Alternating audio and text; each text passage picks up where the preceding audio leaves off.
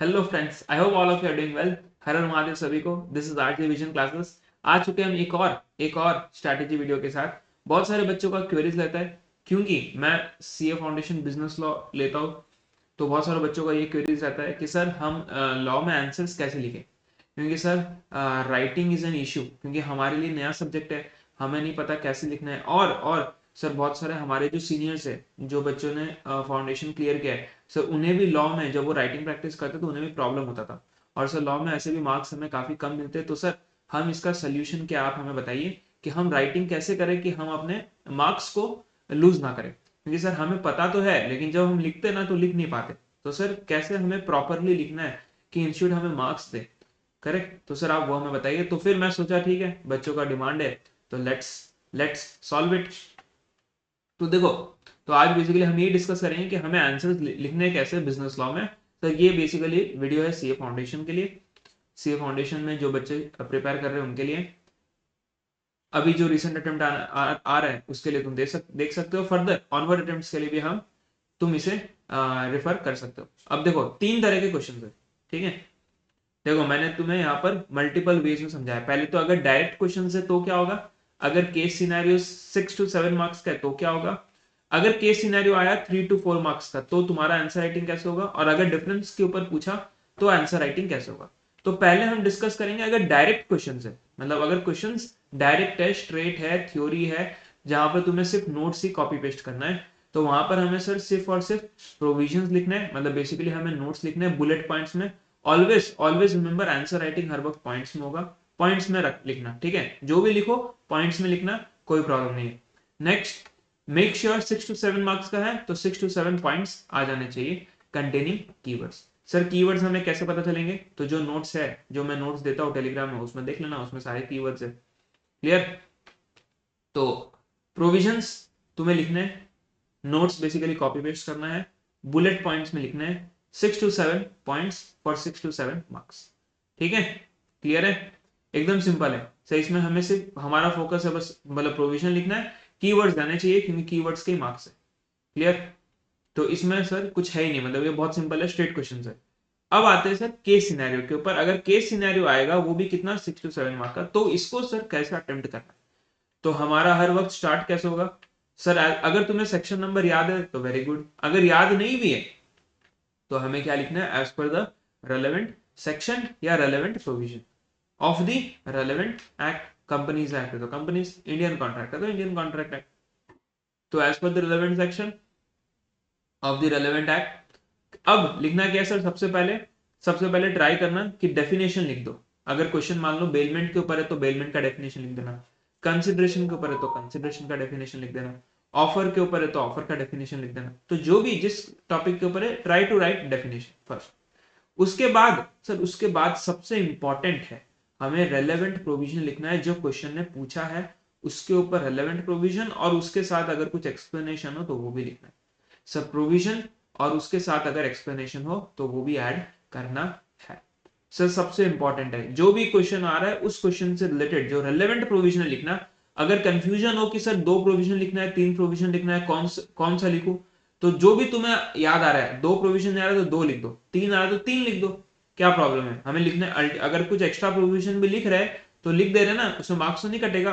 तो make sure कि जो भी रिलेवेंट प्रोविजन तुम्हारे दिमाग में स्ट्राइक कर रहा है वो सब लिख देना, एंड एक्सप्लेनेशन भी लिख देना, बट रेलेवेंट लिखना, आलतू फालतू चीज कुछ भी मत लिखना। क्योंकि वो टाइम वेस्ट है, कोई मार्क्स नहीं मिलने वाला उसका। नेक्स्ट, सर एनी एडिशनल, अगर कोई रेलेवेंट एडिशनल पॉइंट हुआ, डिपेंड करता है क्वेश्चन के ऊपर, तो वो भी हम ऐड कर देंगे। सबसे इंपॉर्टेंट बच्चों है कि रेलेवेंट प्रोविजन हमें लिखना है, उसके साथ रेलेवेंट एक्सप्लेनेशन प्लस डेफिनेशन भी ऐड कर देना। उसके बाद सर हमें केस का समरी, जो केस सिनेरियो पूछा ना उसका समरी या उसका सिनॉप्सिस 2 से 3 लाइन में हमें क्लोज करना है, ज्यादा मत लिखना डिटेल में, 2 से 3 लाइन में क्लोज कर देना।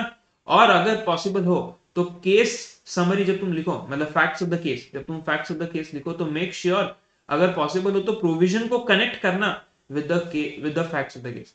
Try to connect the provision with the case, कि जैसे प्रोविजन लिख दिया, फिर जब केस का जब तुम समरी लिखो ना तो उसके साथ अगर पॉसिबल हो तो प्रोविजन को शॉर्ट वे में लिखो, शॉर्ट वे में, मतलब समरी फॉर्म में, कि समझाते हुए कि how the provision is getting connected with the facts of the case.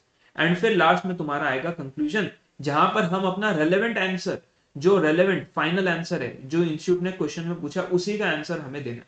हमें इधर उधर कुछ नहीं लिखना, जो आंसर, जो क्वेश्चन इंस्टीट्यूट ने पूछा उसी का आंसर हमें देना है, उसी का आंसर। ठीक है, तो make sure you give a relevant answer, जो क्वेश्चन ने पूछा उसी का, इधर उधर कुछ मत लिखना, रेलेवेंट होना चाहिए, मतलब स्ट्रेट आंसर देना, और जो क्वेश्चन पूछा है उसी का आंसर, और कुछ भी नहीं। क्लियर? तो ये है, अगर क्वेश्चन 6 या 7 मार्क्स का है तो पहले प्रोविजन, फिर फैक्ट्स ऑफ द केस, और लास्ट में हमें अपना कंक्लूजन देना है। रेलेवेंट आंसर मतलब जो फाइनल आंसर है बस वही देना है, इधर उधर कुछ भी मत लिखना कंक्लूजन, क्योंकि कंक्लूजन एकदम सिंपल होगा और एकदम क्रिस्टल क्लियर कंक्लूजन होना चाहिए। क्लियर?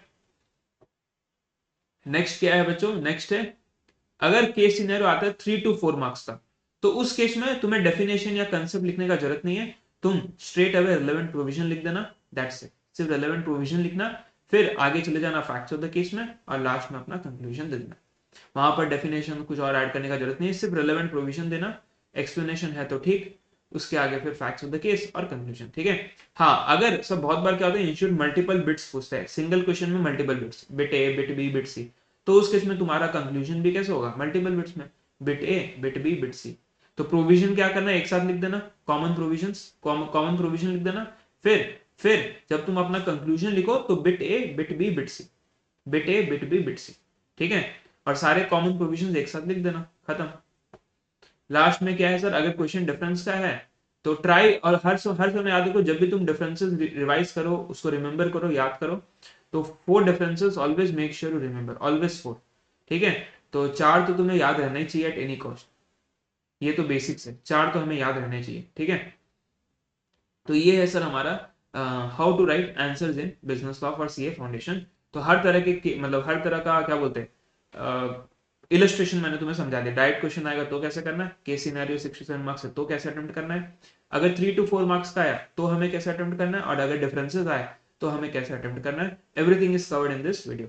ठीक है? आई होप तुम्हें अच्छा लगा हो, एक बार इसको अच्छे से देख लेना।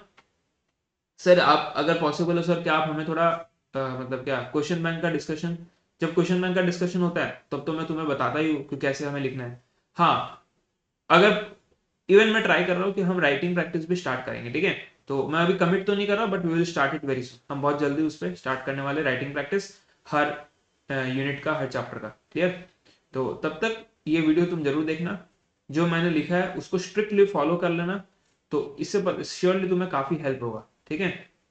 क्योंकि यहाँ पर मैंने बहुत ही क्लियर और बहुत ही सिंपल वे में तुम्हें बताया है कि तुम्हें अपना, देखो हमारा आंसर राइटिंग फॉर्मेट हर वक्त यूनिफॉर्म और सेम ही होने वाला है, हम ज्यादा चेंज नहीं करेंगे।